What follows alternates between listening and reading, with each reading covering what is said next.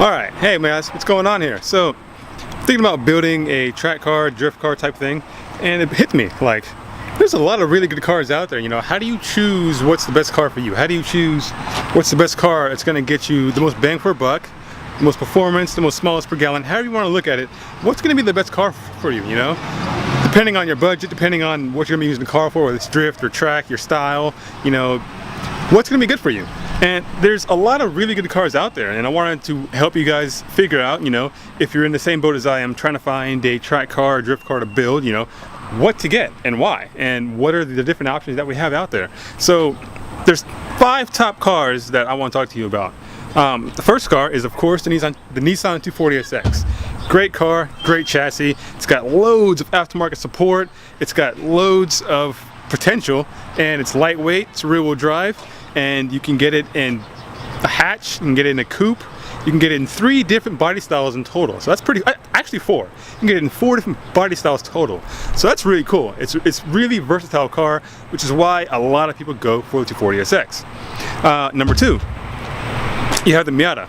Again, you have multiple different body styles over all the different generations that there are. And on top of that, you also have the 50-50 weight balance, or close to, that Miatas are known for. So it's great handling, great feel, great balance, and they're really cheap too, just like 240s are. And it's also, again, great aftermarket support. So what's going to make a really good track car, a really good drift car? Well, for one, you're going to want really good aftermarket support. That way, when you need new parts, you need to fix what's wrong, you can buy new parts, you can buy aftermarket parts, you don't have to wait tons of time or spend a lot of time trying to get things custom fabricated because it's already been done for you. So those are just some key things you want to keep in mind if you're looking for a drift car. I'm talking really fast, I'm sorry, I'm just kind of excited, you know, kind of having a good time. And to number 3, what's the number 3 car then? Well, number 3 would be the FC3S or the FC RX-7, okay? It's the 2nd generation RX-7, and they're really lightweight, there's loads of aftermarket support, it's a rear-wheel drive. It's a hatch, but it looks really good. I like them a lot too. And again, great aftermarket support, great balance, great feel. So it's got a lot of things that you're looking for when you're looking for a drift car or a track car. So it's a great option out there, and they're also cheap. Option number 4, Nissan 350Z. Again, loads of aftermarket support. So by now you're starting to see the pattern. It's got to have a lot of aftermarket support. It's going to make it a lot more cost effective to build, and that's what you want, right? So with 350Z, they've come down in price a lot because there's so many of them out there that they're dirt cheap now. They're just as cheap as 240s, if not cheaper now, because 240s have gone up. I used to own a 240. It was an S1495 Zenki. I loved it. God rest his soul. It's no longer with me, as you probably know if you haven't seen it on the channel. That's because before I started filming for the channel and whatnot, I had wrecked the car. Unfortunately, not doing something cool like drifting or track racing. I was actually on the highway going to work, and I fell asleep. Ran into the back of a truck, car was dead. So yeah, that's that. But maybe I'll find some old pictures of it so you guys can see what I did have before its life was ended. Alright, enough of that. Anyway, so number 4 was the 250Z, right? Great car, great price, great market support. Now let's move on to number 5. What's number 5 going to be? Well, number 5, it's kind of a toss-up because,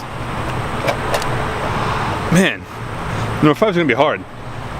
I'm going to say E36 or E46 BMW. I know it's 2 different cars, but because the E36s are really cheap and they have great balance, and there's, again, great aftermarket support for it, but you also have the E30s, and then you have the E46s, which are now becoming really cheap too because the F series came out, the F92s and all that.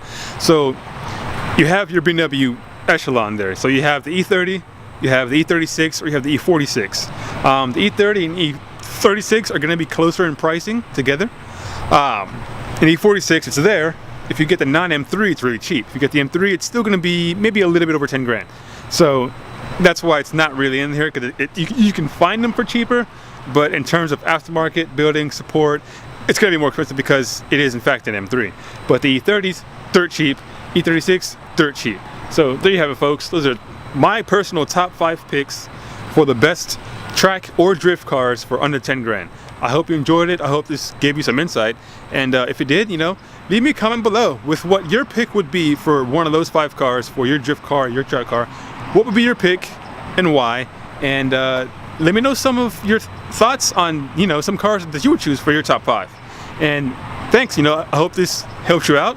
If it did, give it a like and be sure to subscribe for more awesome videos like this. You have a great day. Go out there and do something awesome. Peace. That's how you know you're in Texas. This horse is right down your street. Probably can't see him now because they got really far away really quickly, but yeah, those are 2 people horseback riding in the neighborhood. Right, yeah, I forgot. I'm choosing between 3 cars right now and I need you guys' help. So I'm debating between getting another 240, a Miata, or the FCRX7. So I'll do a poll in the corner. That way you guys can help me choose. So you're gonna be playing a part in the next project car I get to build for track and drift. So that's gonna be either 240, Miata, or an FC. You guys help me choose. Thanks.